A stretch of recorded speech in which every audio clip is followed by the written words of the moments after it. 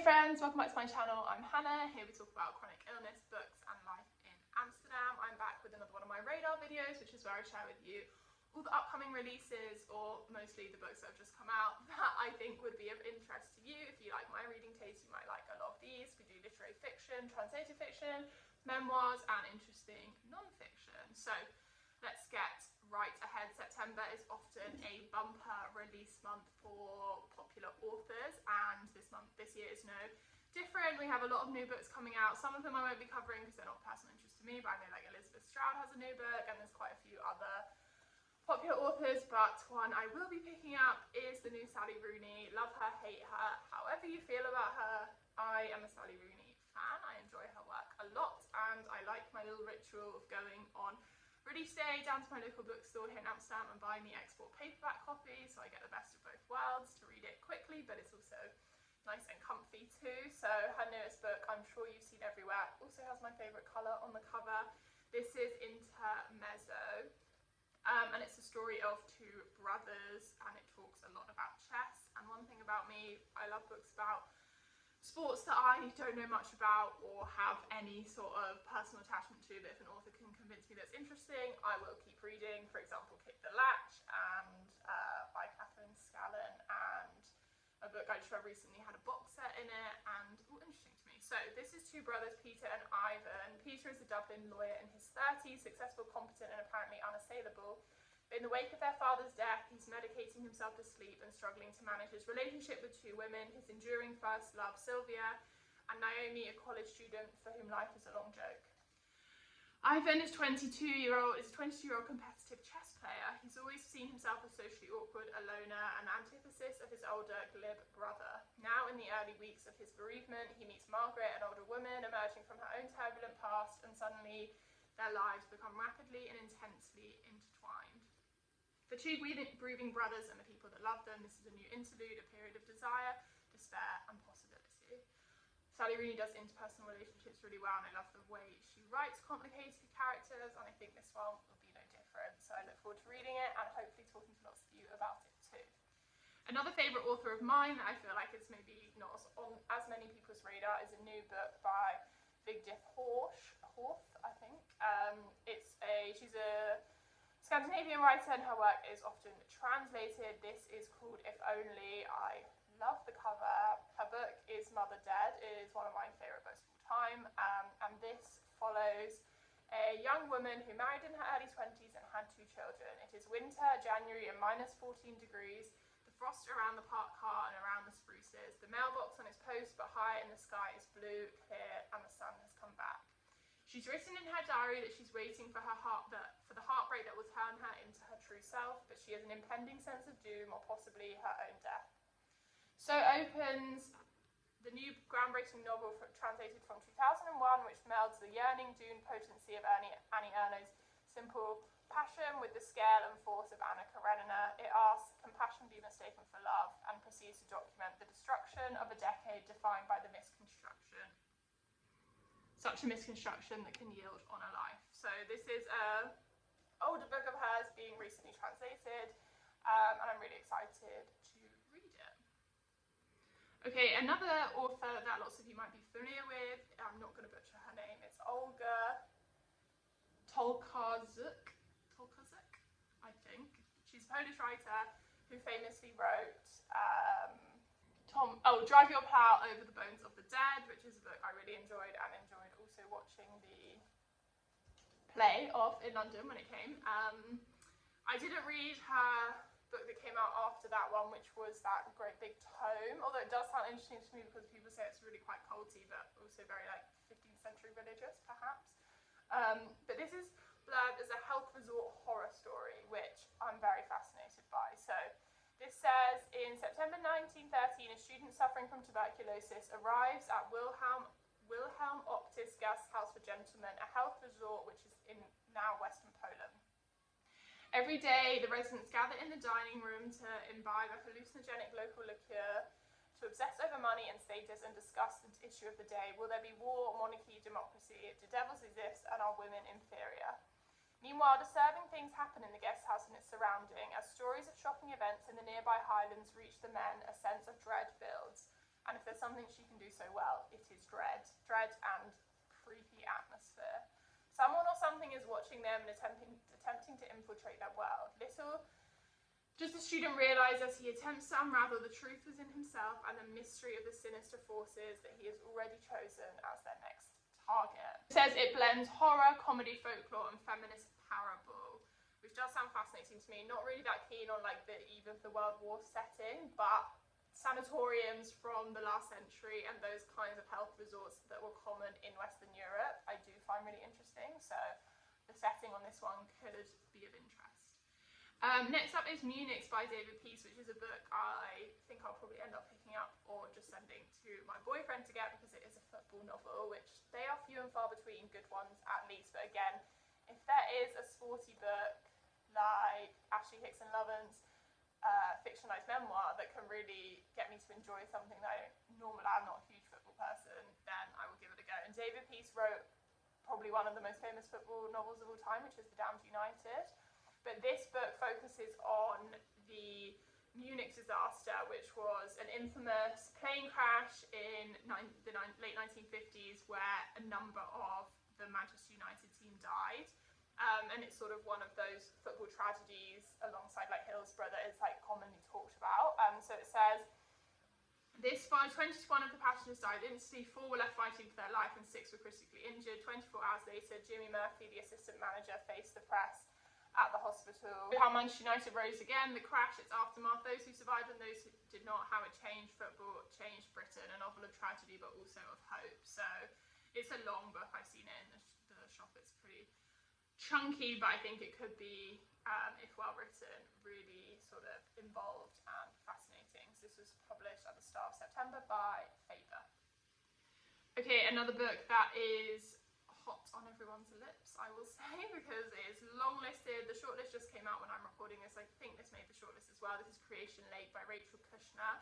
Haven't ever made it through Rachel Kushner's previous work. Don't think she's an author, or at least her subject matter in the past has not been a book I really enjoy, but this one is culty, so even against my best judgment, I probably will give it a go. So this says, Sadie Smith is a strikingly sexy, sardonic 30-something American undercover agent of questionable morals. She's sent by her mysterious but powerful employers to a remote corner of France to infiltrate a commune of radical eco-activists led by the charismatic Svengali Bruno Lacombe and coax them into a violent action, provoking the French state to crush them and their dangerous ideas for good. At first, Sadie finds Bruno's idealism laughable. He lives in a Neanderthal cave and his path to enlightenment is a return to primitivism. But over time, she falls for his narrative about the futility of civilization and his promise for a new dawn of humanity. His devastating story becomes impossible to turn away from, and behind this spy novel about a woman caught in the crossfire between the past and the future lies a profound treatise on human history, written in short and vaulting sections. Her finest achievement yet: high art, high comedy, keen insight, and irresistible pleasure. I do find, well, when I tried to read Rachel Kushner's previous novel, The Maelstrom, I found it all a bit too wishy-washy. That's not a very intellectual term, but like it just didn't really click for me, and I don't know if this is going to be like style over substance once again, but I'm willing to give it a go because I find eco-activism that falls very closely into eco-fascism really fascinating, and the communes that I've driven past so many times in France that I know are still popular to this day kind of crosses over also with the work Tom does in his PhD. So yeah, I have a lot of reasons why I would enjoy this. I just hope the writing works for me. And then there's a new book out, or new book translated, called Dear Dickhead, which is by the author who wrote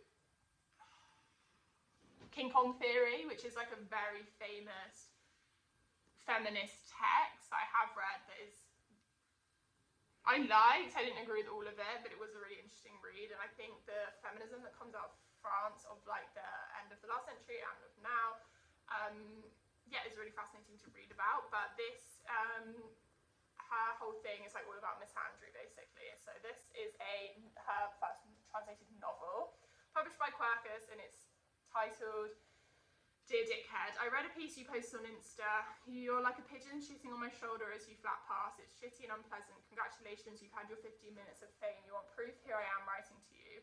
Rebecca is a famous actress in her 50s, perhaps past the peak of her career, and Oscar is a middle-aged, moderately successful author who, in the wake of Me Too, has been accused of sexual harassment by his former publicist turned feminist blogger Zoe. When Oscar insults Rebecca's appearance on Instagram, she sends a scorching reply and they fall into a spiral of back and forth.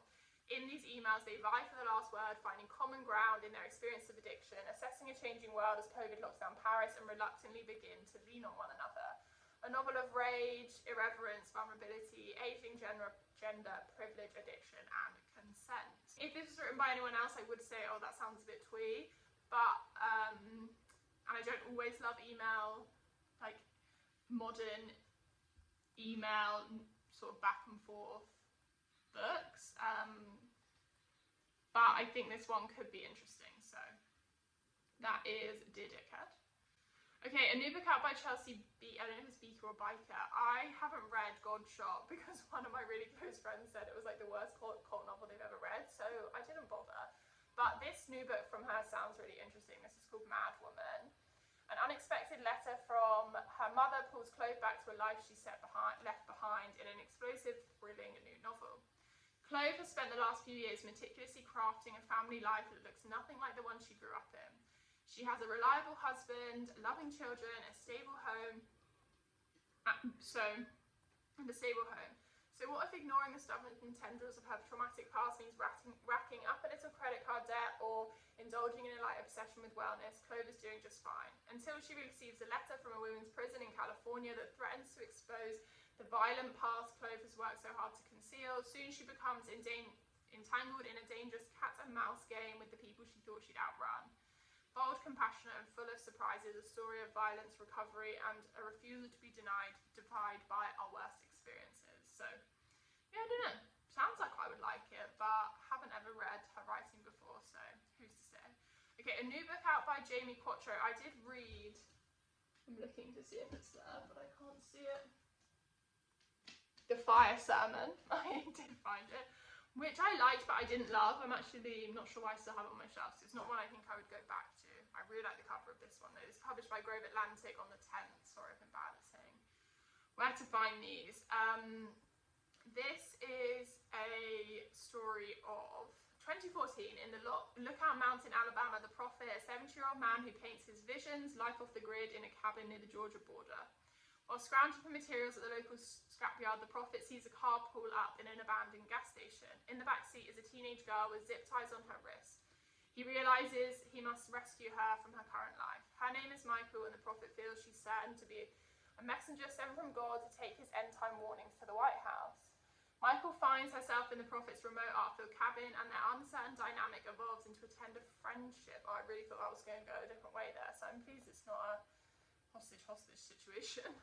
She's offered a surprising opportunity to escape her past and perhaps change her future. Moving through the worlds of the prophet and the girl and the beguiling devil figure who dances around their lives, this is a propulsive and philosophical examination of fate and faith. But I'm not sure if it might be a little too weird for me on any given day. Up next is a book published by Unnamed Press. This is States of Emergency by Chris Knapp. This is set in 2015.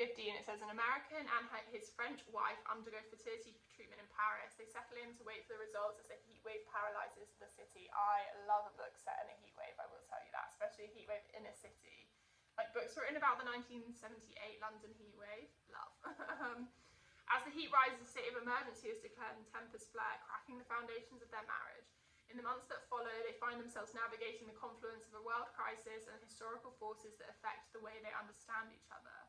Against a backdrop of existential dread, the fissures in their marriage widen as they confront the everyday apocalypse. An ongoing conversation begins, one that moves back and forward in time.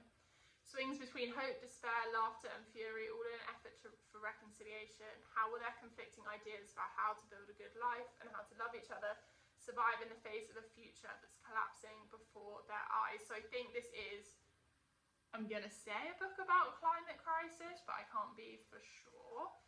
It says it looks at reproduction, history, marriage and race. So how do we survive in a broken world? So yeah, I think it might be talking or nodding at least towards such things, but we shall see. Okay, another novel. This is Entitlement by Ruman Alam. I haven't read, was it Leave the World Behind, which I know is like a literary thriller. A lot of people loved the year it came out. He writes often about sort of like thrillers that talk about race and gender in a critical sense and really inspect the current neuroses, but in a way that's like very gripping and fascinating. So this says, money talks, but what if it lies? An ambitious young woman is plotting away her world into the 1%. An old white billionaire is facing his own extinction. He's attractive to her intelligence, her refusal to be deferential, but maybe also her blackness. She's drawn to his power and money and his willingness to share both with her. But how far is each prepared to go to get what they deserve? Taught, unsettling and alive to the seductive distortions of money, a biting tale for our new gilded age. So yeah, sounds like it could be a thriller with a little bit of a bite. Okay, more of a long family or relationship saga book. This is Our London Lives, published by Atlantic on the 5th.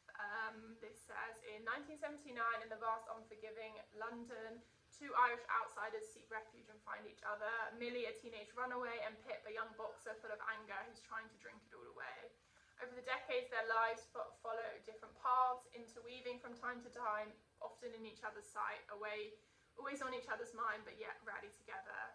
And 40 years on, Millie is clinging to the only home she's ever really known, while Pip is haunted by T.S. Eliot's The Wasteland, traipsing the streets of London and wrestling with the life as a recovering alcoholic.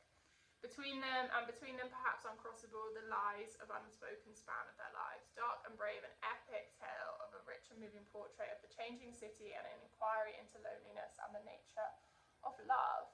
I think this is a pretty long one as well, so I feel like this is a book I could really perhaps get invested in over a couple of weeks. That's Our London Lives. Okay, Dendrites by Kala Papadaki. This is published on the 3rd by World Editions. This is comped to Minjin Lee and Jhumpa Lahiri. It says, when Minnie was orphaned, the Campanis family decided to take her in. Ex-hippie Susan and her husband Basil, a second-generation Greek-American, along with their daughter Leto, react to Minnie's arrival in the way that make old family scars flare up again. Set in a crisis-ridden 1980s Camden, New Jersey, among a community of immigrants trying and failing to make the American dream work, Dendrites is a poetical allegory to dignity and courage. This is a sensitively told story about a meaningful life and the ruins of a lost second chances. I don't know if I said, but this is a Greek author writing about the Greek American community, which is some area that I know, like a community I know very little about, so could be really good. Okay, this one I love the cover of. This is A Still Life by Catherine Packard. Book, published on the 10th by W. Norton. This is a book about queer friendship and transition. It says, everything in Edith's life is a disaster. Her writing career is stagnant, her love life is a mess, and her ex, Tessa, is marrying a man. Her teeth are rotting in her skull, and her best friend Val is dead. Still life volley between the past and the present and the recent past. Edith was a bumbling college boy, in quotes, pre-transition, in love with Tessa, enamoured by Val, and drowning in Boston. She and Tessa called each other Joni and Joan, homage to the fledgling adulthoods of their musical backdrop. Now Edith is racked with guilt over Val, a sometimes lover, trans-mental, purveyor of estrogen pills and wisdom from a life on the fringe. Val was everything that Tessa wasn't, and everything Edith needed. Was Valerie's fatal car crash Edith's fault? Would she have stayed put if Edith had just loved her better? Infused with pop culture, cigarettes, and Sondheim, this novel traces the lives of three women, trans and cis, here and gone, to craft a tableau of modern womanhood. This sounds really beautiful and moving, and one I think I will try and procure. Okay, on to non-fiction, and one for my autumn girlies, of which I am not. I live for the summer, and I hate the cold weather, but I am a Gilmore Girls lover at heart, and this is the 3rd Gilmore Girls by Kelly Bishop, who you will recognise as Emily Gilmore. I will definitely be listening to this one on audio. This is a memoir of the actress that played Emily Gilmore and her life. It says, Kelly Bishop's story career has defined by landmark achievements, winning a Tony Award in her original broadcast of the chorus line, to her memorable performance as Jennifer Grey's mother in Dirty Dancing. But her role as the matriarch Emily in the modern classic Gilmore Girls cemented her legacy. Here, Bishop reflects on a remarkable life and towards the future, sharing her stories and life lessons, her early transition from dance to drama, to marrying a young compulsive gambler, to the losses and achievements she's experienced, marching for women's rights, losing her husband to cancer, a rich and genuine celebration of life.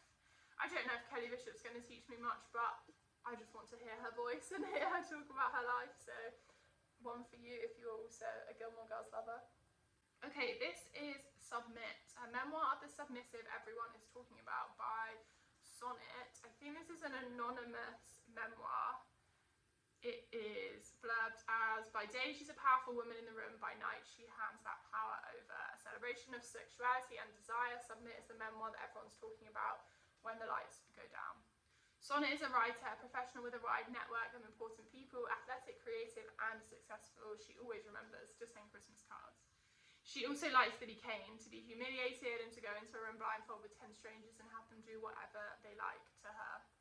Sonnet likes whatever you tell her to like. This is a secret memoir of a submissive, a stunning account of a woman getting her kicks, and it is all true. So yeah, this is a memoir obviously of like sexuality and desire and BDSM, published anonymously by Hodder and Stoughton on the 5th. We're seeing a lot more books that really explore sexuality and desire in more interesting ways, particularly across gender and, you know, in a much more modern sense. But I think sometimes they can be style over substance, sometimes they can feel a little trite. I know Gillian Anderson has that new book coming out, which I think sounds so terrible to me, or just like a poor concept in general. But I am intrigued by this one. I think I've read a couple of books about BDSM and violence attached to sexuality and sexual experiences, so yeah. Okay, a new book out by Fitzcarraldo, who are one of my favourite publishers. This is the winner, I think, of their most recent essay prize, I want to say.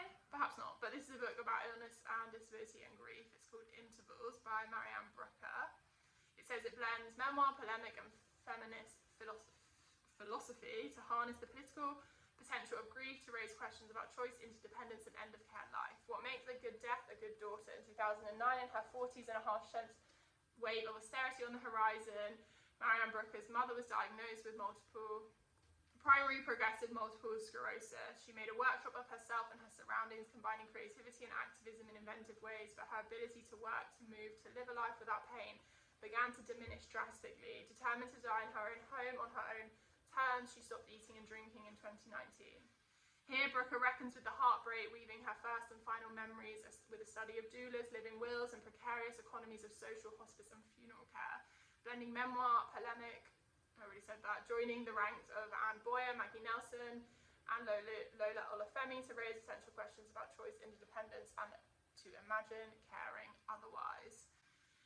I think this sounds brilliant and probably going to be really difficult to read. I have my own personal stuff with mortality and find that difficult to read and talk about, and I think as a society we do, particularly in the UK, and I'm sure that's the same in lots of places, but yeah, mourning rituals and the way we talk about death and dying and autonomy is really an underdeveloped language I think that we have, so I think this could be a really useful tool.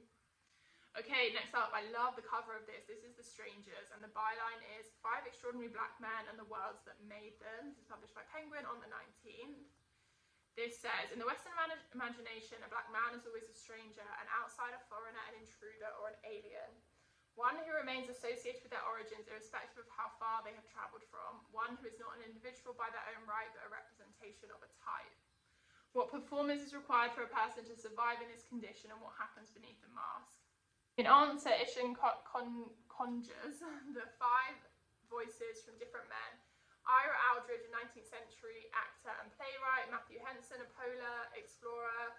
Franz Fanon, a psychiatrist and political philosopher. Malcolm X, a leader. And Justin Fashanu, a £1 million footballer, each a trailblazer in his own field and each haunted by a sense of isolation and exile. Here we see their stories with breathtaking lyricism and empathy, capturing hostility and beauty and locating them in the wider landscape of Black art, culture, history and politics, stretching from Africa to Europe to North America and the Caribbean. As he moves through this landscape, he maps the thematic contours and fault lines, uncovering traces of monstrous and the fantastic, of exile and escape and conflict and vulnerability. So this sounds fascinating, especially to tie together all these figures in different areas of society, politics, sport, against this idea of what it means to be a Black man in various places and countries, and sort of the stereotypes and the representation. So yeah, that is The Strangers. Okay, then another book about North Korea. You would have seen one in my most recent wrap-up. Actually, I'm not sure what order you're seeing these videos, but this is The Black Box, Demystifying the Study of Korean Unification in North Korea by Vigdis Hjorth, published on the 3rd of September by Columbia University Press. So this is like a public-facing, more academic text, it sounds like. This says, the Black Box demonstrates convincingly that North Korea, while far from transparent, is less inscrutable than typically assumed, using innovative research methods like data scraping and ethnography, including micro-surveys of ordinary North Koreans. Here we unearth a trove of new information through its pioneering findings and incorporating his experience as a White House official, negotiating with North Korean interlocutors and travelling to North Korea himself. He paints a vivid picture of this country and develops a grounding account of its behaviour, exploring the regime's core tendencies, its politics towards US and South Korea alliance, cybersecurity threats and the potential for economic development, and a pathway to Korean unification among other topics. This provides an essential understanding of North Korea and a guide to studying the country from an esteemed expert. This is kind of a bit more niche. Like, I feel like I only want to read this because I've read most of the books about North Korea that are like publicly published, like mainstream. So this is perhaps not a book to read if you've never read anything about it before, but it does sound really deeply interesting to me, particularly because it's like up to date, and I feel like we've had a few published in the last 5 years, but like most of the books on North Korea that were from public consumption were published like in the late 2010s, so there's more things to talk about. I mentioned in my last radar, I think that books about sort of AI and tech crime and the tech landscape are continuing to be published at quite a fast rate, so I think you really have to trawl through some of the ones that are published too quickly to find the good ones. But this one does sound interesting to me, and I don't really have an interest in AI or ChatGPT, except from the standpoint of like being a writer and being a journalist and how it impacts my personal career. I'm not really fascinated per se by its uses, if that makes sense. I'm easily critical of it, I guess. But this book follows a behind-the-scenes story of the battle between two AI companies struggle to use their tech for good and the dangerous direction they're now going in. So it sounds like it's going to have a critical take on it, which is what I'm interested in. This says a never-before-told story about the ruthless shadow race between Microsoft and Google as they compete to develop a mass-market AI tool while juggling existential questions of ethics, human progress, and the future of the world as we know it.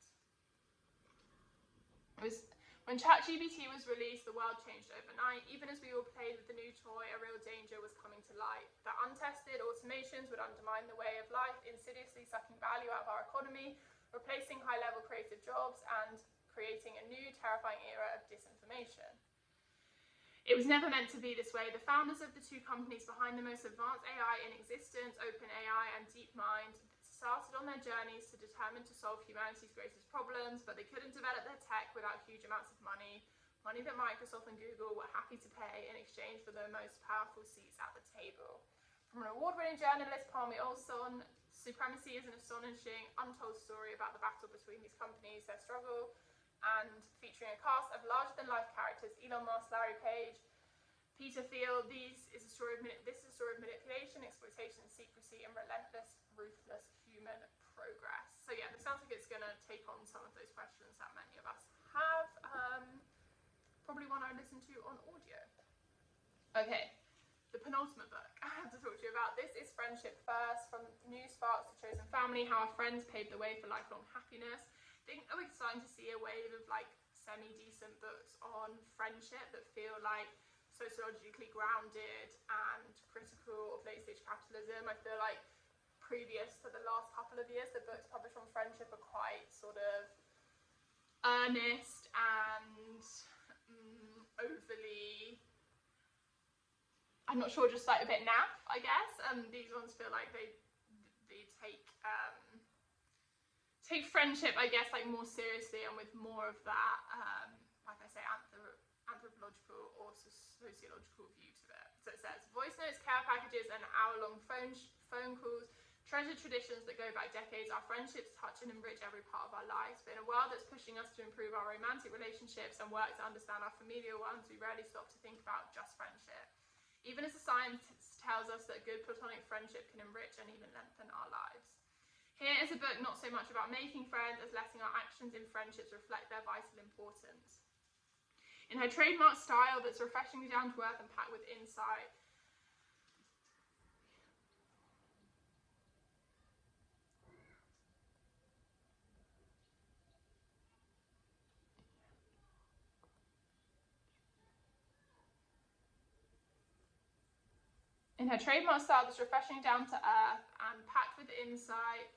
Yankovic argues for an importance of friendship in the modern world, addressing topics of showing up for your friends in need, asking for help, integrating friendships into our support system, and dealing with friendship breakups.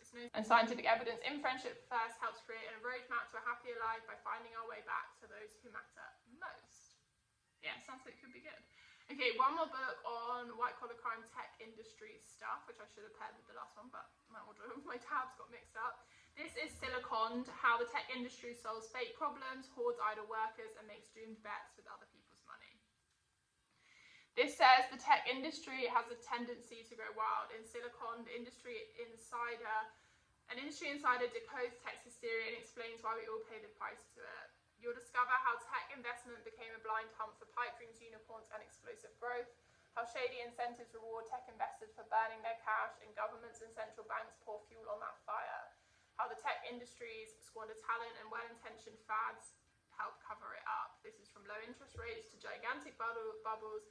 The Silicon turned the tech industry upside down and suggests how to fix it. I don't really care, I guess, how to fix it, but I am interested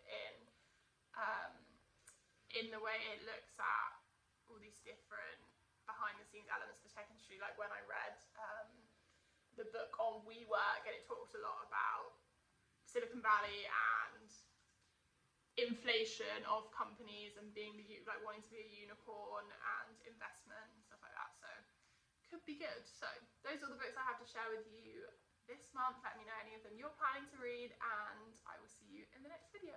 Bye.